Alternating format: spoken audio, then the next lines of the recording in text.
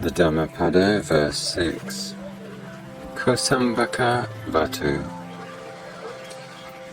Parechana vijananti maya metta yamamase yecha tata vijananti tato samanti medaka. People other than the wise do not realize we in this world must all die, and not realizing it, continue their quarrels. The wise realize it, and thereby quarrels cease. The story of Kosambi Bhikkhus. While residing at the Jetavana monastery in Savatthi, the Buddha uttered verse 6 of this book with reference to the bhikkhus of Kosambi.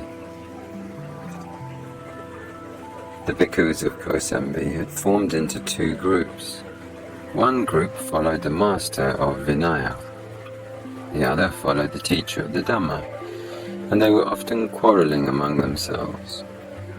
Even the Buddha could not stop them from quarrelling, so he left them and spent the vasa, the period of the rains, and all alone in Rakita Grove near Palilayaka forest. There the elephant Palilaya waited upon the Buddha. The lay disciples of Kosambi, on learning the reason for the departure of the Buddha, refused to make offerings to the remaining bhikkhus. This made them realize their mistake, and reconciliation took place among themselves. Still, the lay disciples would not treat them as respectfully as before until they owned up their fault to the Buddha.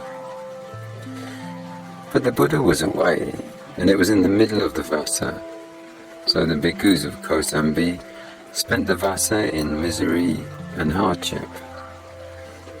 At the end of the vasa, the Venerable Ananda and 500 bhikkhus approached the Buddha and gave the message from Anathapindika and other lay disciples of imploring him to return. In due course, the Buddha returned to the Jetavana monastery in Savatthi. The bhikkhus followed him there, fell down at his feet, and owned up their fault. The Buddha rebuked them for disobeying him.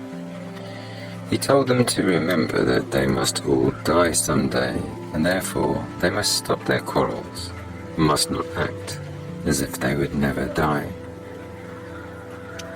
Then the Buddha spoke in verse as follows. Verse 6.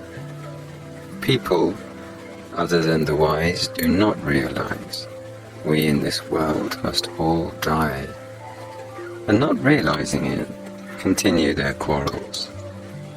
The wise realize it, and thereby their quarrels cease. At the end of the discourse, all the assembled bhikkhus were established in Sotapatti fruition.